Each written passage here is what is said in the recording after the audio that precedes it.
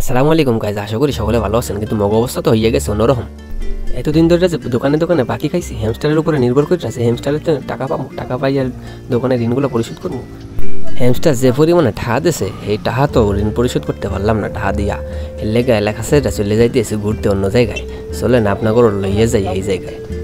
তো guys আজারের intro বাদ দিয়া মেন টপিকে চলে যাই। চলেন আজকে আপনাকে লইয়ে যাইতে এসি জামালপুর জেলার বক্সিগঞ্জে।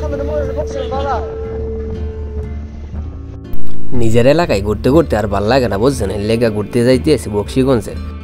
মূলত যাইতে আসি বক্সিগঞ্জের দই খাইতে, বুঝছেন। কিন্তু দই খাইতে যাইয়া কি কি হয় আমগুলোকে দেখালন। এটা হইলে বক্সিগঞ্জের ছোট্ট একটা বাজার। এই বাজারে অনেক কিছু পাওয়া যায়, যা দেখলাম। অনেক মানুষ অনেক কিছু লইয়া আসছে। চলেন আপনাকে লইয়া বাজারটা একটু দেখান যাক।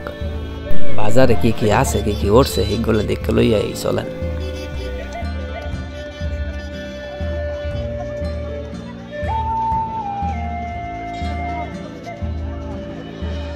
ও মা, কি এদি গেন্ডারি গোশের কত বড় বড়, কত মোটা মোটা গোশের বেড়া।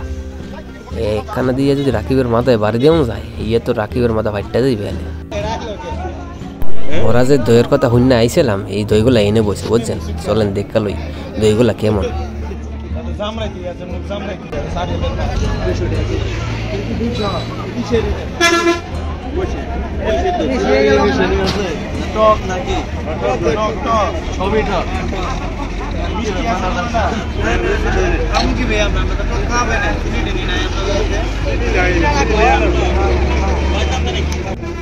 বড় হাওয়া করলে মনে করছিলাম দই ওই বেশি মিষ্টি দই, বুঝছেন।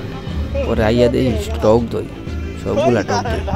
যেখানে তাকাই খালি টক দই আর টক দই। এরপরে উপায় না পাইয়া মগো একজন আসলে ব্রোকার আসলে মুরগির, এর লোকে চলে গেলাম মুরগি দেখতে। চলেন মুরগি দেখতে একটু।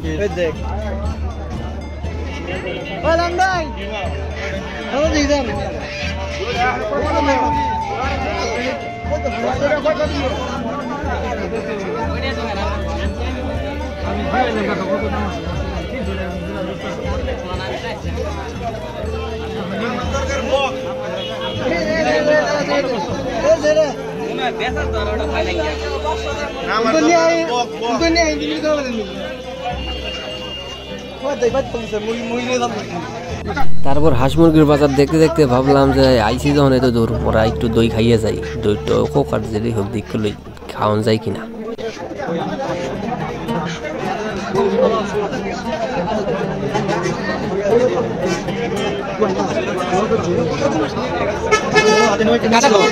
কাঁচা দুধ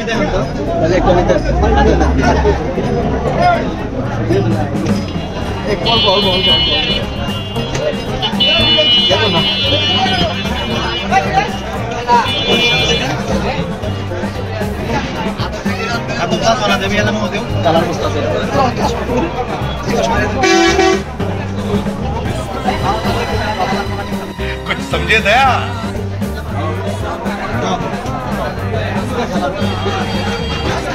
हाँ सर, इसका मतलब है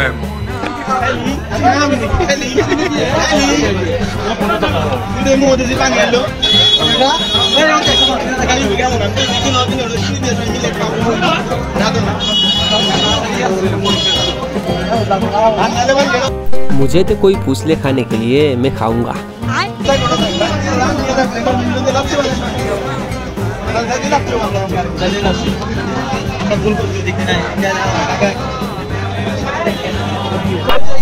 মরও একটু দেখাই লই মুই কেমন দেখা যায়।